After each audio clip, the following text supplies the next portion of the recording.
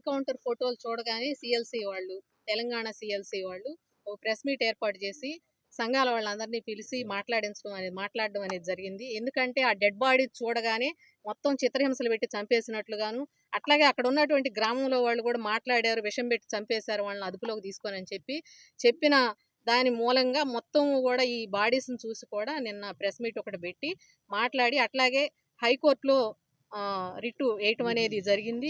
ఈరోజు లంచ్ మోషన్లో 2:50కి ఆర్గ్యుమెంట్ జరిగిద్దని చెప్పారు. అట్లాగే జరిగింది. జరిగిన తర్వాత కోర్టు ఒక ఆర్డర్ ఇచ్చింది. గాంధీ హాస్పిటల్లో ఉన్నటువంటి సీనియర్ డాక్టర్ ఫోరెన్సిక్ డాక్టర్లతోని పోస్ట్ మార్టం నిర్వహించాలి. అది బంధువుల సమక్షంలో పోస్ట్ మార్టం నిర్వహించాలి. ఆ నివేదికను ఇవ్వాలి. ఇచ్చిన తర్వాత అది ఏ విధంగా జరిగినటువంటి ఎన్కౌంటర్ అనేది చెప్తారు అనే ఒకటి.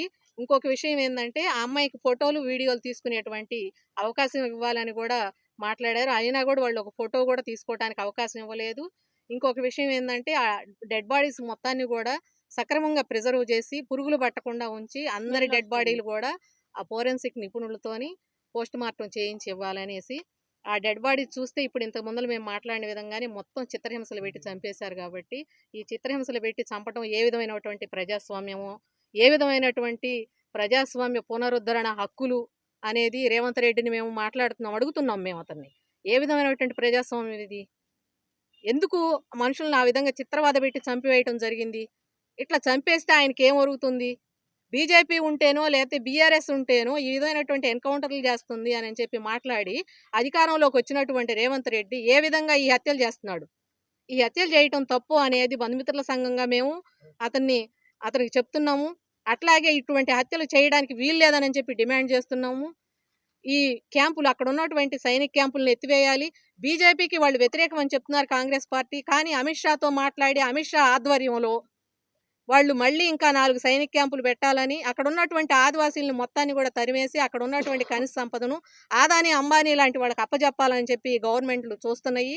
ఇది తప్పు. ఆ విధంగా చేయడానికి వీలు లేదు. ఉన్న సైనిక క్యాంపులను కూడా ఎత్తివేయాలి. 1/70 చట్టాన్ని గౌరవించాలి.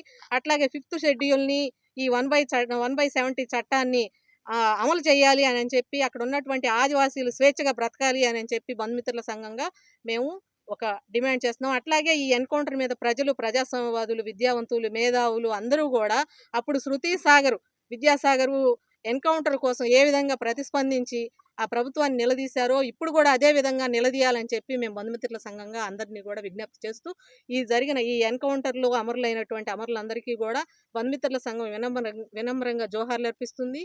అట్లాగే వాళ్ళ ఆశయాల్ని కొనసాగించాలి అంటే ప్రజలు స్వేచ్ఛగా సమానంగా బతకాలి అనేటువంటి ఆశయాన్ని కొనసాగించాలని చెప్పి మేము అనుకుంటున్నాము. అదే చెప్తున్నాం మేము.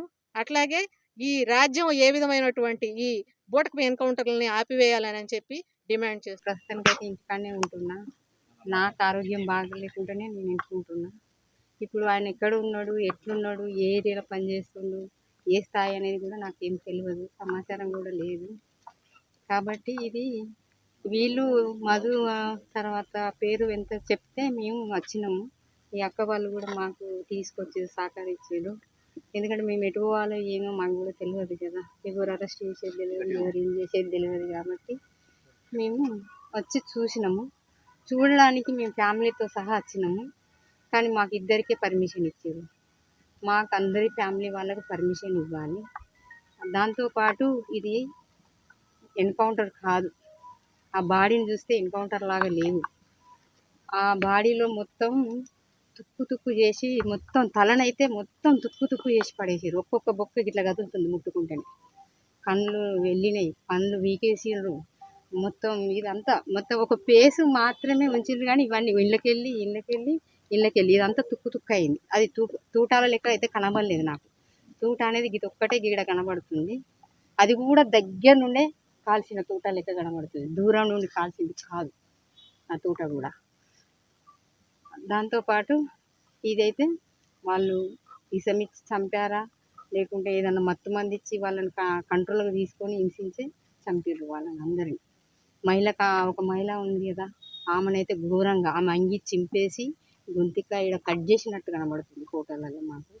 ఈ భుజాన్ని మొత్తం తుక్కు నాశనం చేసి చెయ్యి ఇట్లా మలుచుకుంటే మన చెయ్యి పైకి రాదు. ఆమె చెయ్యి ఒకటి వెనక దిగి కనబడుతుంది ఈ అరిచేయి. అంటే ఎంత ఘోరంగా హింసించారు అనేది అక్కడ మనకు ఒక మహిళను కూడా ఆ రకంగా హింసించారు. పోలీసులు అంటారు మేము మానవత్వం కోసం ఏం చేస్తాం, మేము రక్షకులం అంటారు. ఈ రక్షకుల పనేనా? చెప్పండి, మీరైనా ఆలోచించండి. రక్షకులు అంటే పట్టుకోండి, మీరు పట్టుకున్నారు కదా, మీరు వాళ్ళని సరెండర్ చేసుకోండి. తుపాకులు గుంజుకున్నాక వాళ్ళు ఎక్కడ మిమ్మల్ని కాల్స్తారు చెప్పండి మీరు ఒకసారి. అట్లాంటి పరిస్థితి ఉన్నప్పుడు మీరు ఎందుకు సరెండర్ చేయించలేదు? మీరు అంత కసిగా మీరు ఎందుకు చంపుతారు? అంటే మీకు అంత కష అంటే అంత కష. వాళ్ళు ఏమన్నా జనం లేని జనంలో కాదు కదా, వాళ్ళు కూడా ప్రజలే, వాళ్ళు కూడా జనం కోసమే కొట్లాడుతున్నారు కదా. వాళ్ళు ఏదిని కోసం ఇప్పుడు వాళ్ళు తుపాకు పడుతున్నారు అంటే మీరు వచ్చి చంపుతున్నారు కాబట్టి వాళ్ళు తుపాకు పడతారు. వాళ్ళు తుపాకు పట్టాల్సిన అవసరమే లేదు. జనాలకు వాళ్ళకి అండగా ఉంది. ఇప్పుడు ఆ జనాలు అండగా ఉన్నారనే ఆదివాసులను మొత్తం తొలగిస్తారు, మొత్తం గ్రామాలను తొలగిస్తారు, ఆదివాసులను అరెస్ట్ చేస్తారు. ఒక్కొక్క గ్రామంలో వందల పోలీసు ఇన్ఫార్మర్లను తయారు చేసి పెట్టుకున్నారు. పోలీసు డిపార్ట్మెంట్, సివిల్ డిపార్ట్మెంట్ ఇంత ఒకటే నేను అడుగుతున్నా, మీరు ఇంత ఖర్చు పోలీస్ డిపార్ట్మెంట్కి పెట్టే బదులు ఆ ఆదివాసులకు పెడితే ఈ లొల్లీలే ఉండవు కదా. చెప్పండి, ఆదివాసులకు ఆ అర్హత ఇస్తే వాళ్ళకి తినే తిండి వాళ్ళ ఇప్పుడు వాళ్ళ వండుకునే తిండి తినలేని పరిస్థితి ఉన్నారు ఆదివాసులు. ఇప్పుడు కొట్లాడేది ఎవరి కోసం? వాళ్ళు రాజ్యాధికారం అంటే ఎవరి కోసం? వాళ్ళు జనం కోసమే ఆ రాజ్యాధికారం. ఎవరినో చంపో ఎవరినో గుంజుకొని రాజ్యాధికారం చేయడం వాళ్ళ ఆలోచన కాదు. దాన్ని ఎవరు మనం సపోర్ట్ చేస్తలేము. ఇప్పుడు మాకు అవకాశం కూడా ఇవ్వట్లేదు మమ్మల్ని అందరినీ చూడడానికి. ఇదేం ప్రజాస్వామ్యం చెప్పండి? డెడ్ బాడీని చూసుకునే అంత అవకాశం లేదా మాకు, మా కుటుంబానికి? మా వాళ్ళు అందరూ అక్కడ ఉన్నారు, లోపలికి కూడా రానియలేదు మమ్మల్ని. ఇద్దరినే పంపించారు, పోయి చూసిన కొట్టి చంపారు. అదైతే ఇన్కౌంటర్ కాదు, పట్టుకొని చంపారు. మనుషులు మానవత్వం ఉంటుంది అయితే అట్లా చేయదు అంతే. అది మనసులో ఉట్టలే అసలు. అది ముగ్గాలు వాళ్ళు మొత్తం ఇట్లా కొట్టారు. మొత్తం ఇవన్నీ ఏడు గారికి ఇచ్చి పారేసారు. తుపాకులు అంటే కాలుతారు. అది జరిగిన కథ గది బాబు. మరిన్ని వీడియోస్ కోసం ఛానల్ ని సబ్స్క్రైబ్ చేయండి. లేటెస్ట్ అప్డేట్స్ కోసం వాట్సాప్ ఛానల్ ని ఫాలో అవ్వండి. ఆ లింక్ డిస్క్రిప్షన్ లో ఉంది.